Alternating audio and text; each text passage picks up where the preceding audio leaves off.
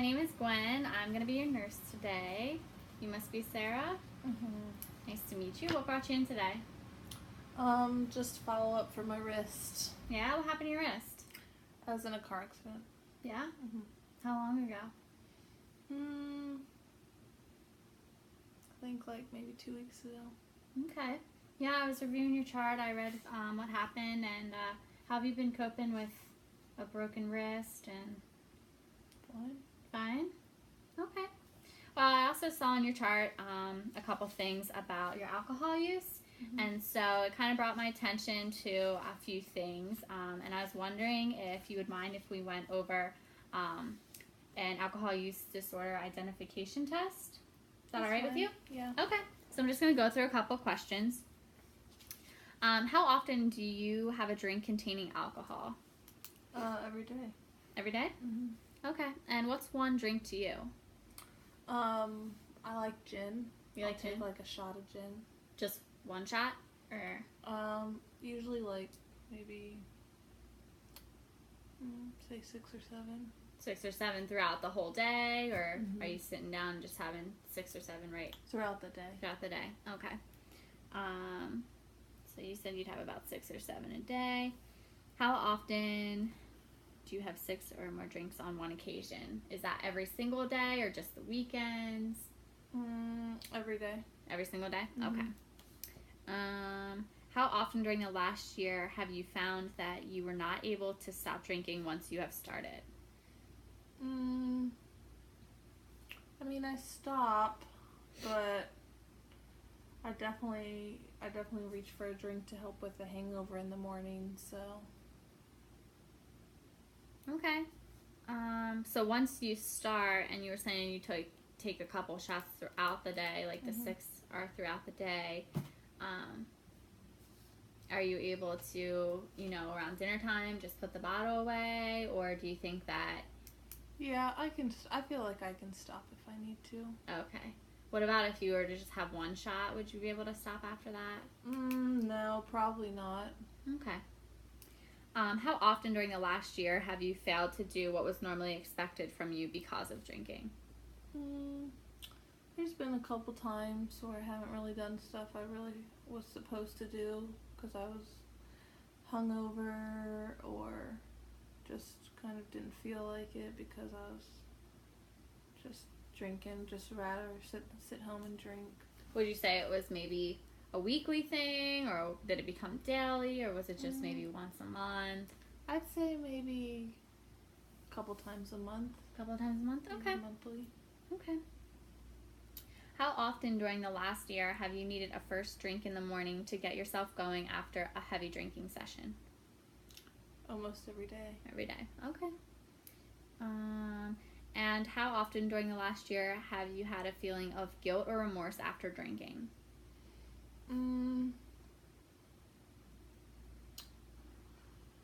Sometimes I do, but not all the time. I more just do it because it's just what makes me feel better. I don't really feel angry afterwards, so not too often do I feel bad about it because it makes me feel better. Okay. And you said that you feel angry beforehand, before drinking? Okay, what are you angry at, do you know? Just angry that I got in a car accident and now I have to deal with my wrist and I can't work, and so I'm behind on some bills, so it's just frustrating. Right. So how often during this last year have you been unable to remember what happened the night before because of your drinking? I can remember. I can remember everything. I mean, I'm not like blackout, like incoherent, but yeah. Is it pretty clear memory, or is it fuzzy? I mean, yeah, it's kind of fuzzy. It's here and there maybe, but so there's blotches missing, but you remember other things. Yeah. Okay, that makes sense. Have you or someone else been injured as a result of your drinking? Yeah, probably. And that's been within the past year? Yeah. Okay. And my last question is, has a relative, friend, or doctor or another health worker been concerned about your drinking or suggested that you would cut down? No, because I don't really tell a lot of people. No? I keep it pretty secretive. Like, my husband doesn't really know. Okay. So nobody's really said anything, but they probably would if they knew. Okay. Alrighty. Let's see now. So you said that your husband doesn't know. What is your relationship with your husband like? It's fine. It's fine. Has it been affected the past year since you've picked up drinking a little more? Yeah, I mean, we're definitely a lot more distant, but, you know, we've been married for a long time, so it's pretty normal, I feel like, to kind of grow apart. So you think, regardless of the drinking, if you would cut that out today, you'd still have the same relationship with your husband? We'd probably have a better relationship if I cut out all my drinking, but I just don't feel like I can do that right now. Okay, and what about do you have supportive family and friends? Yeah, I have really good friends, and my family, they're all local, but I just don't want to bother them, you know. So what if they found out? What do you think would happen? They'd be sad. They don't want me to, you know, do anything unhealthy. But would they support you? Yeah, they Yeah. would definitely support me. Well, that's a comforting feeling, having family that's supportive even in rough times. Yeah.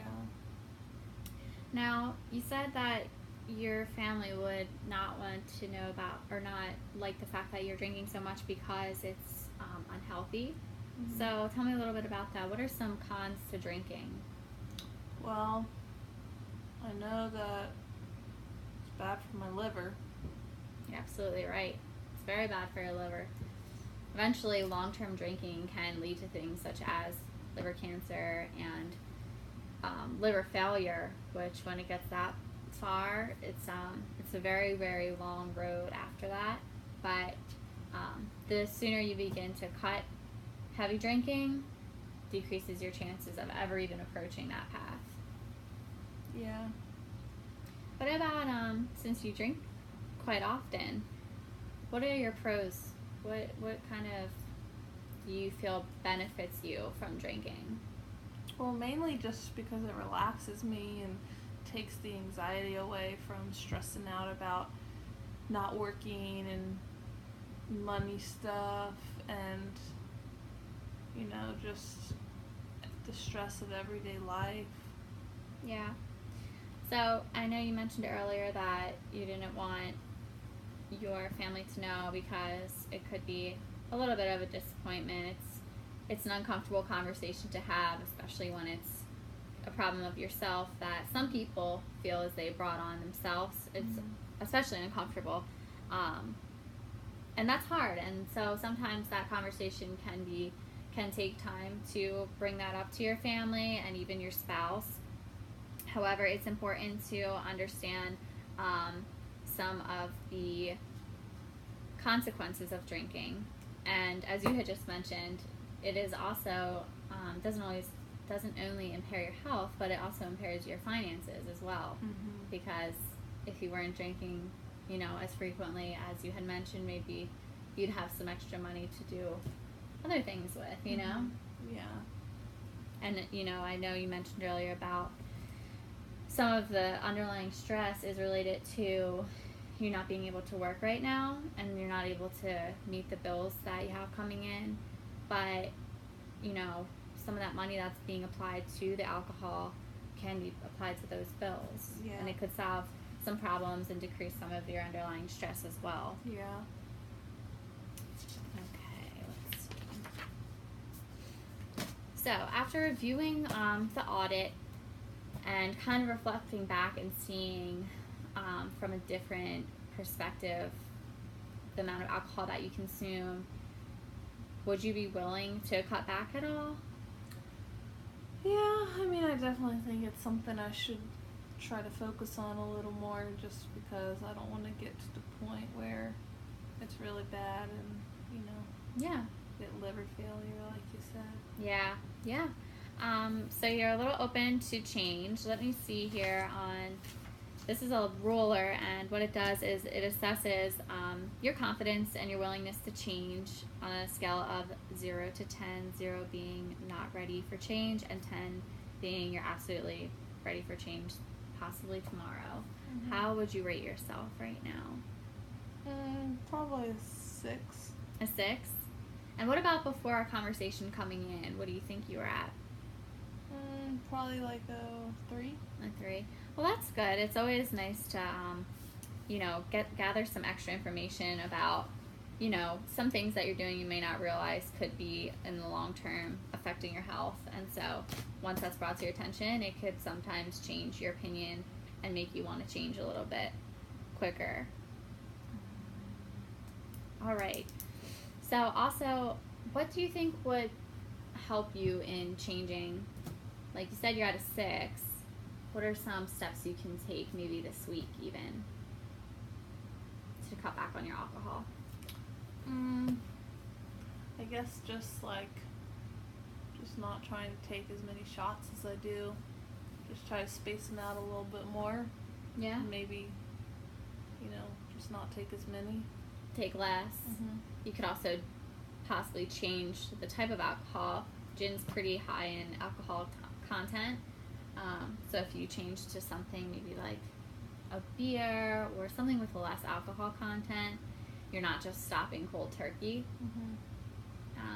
I know in this area there's also really great programs that are free, AA meetings that are located at all different parts of the city, and you could attend those for free, and also just for some support of people who may be going through a similar situation as yourself. Mm-hmm. Okay, so how does it sound to maybe come back in 2 weeks and we could do that same assessment that we did in the beginning? You have your goals to maybe switch to alcohol type as well as decrease on the amount. And what are your thoughts on maybe attending some of those meetings? Yeah, that seems like they could be helpful. I mean, I'm willing to give it a try. Yeah, so that sounds great. We can schedule you for a follow-up in 2 weeks and see how it's going, just have a nice little chat, and then we can see how it goes from there. How does that sound? Sounds like a plan. All right, see you in 2 weeks. Thanks.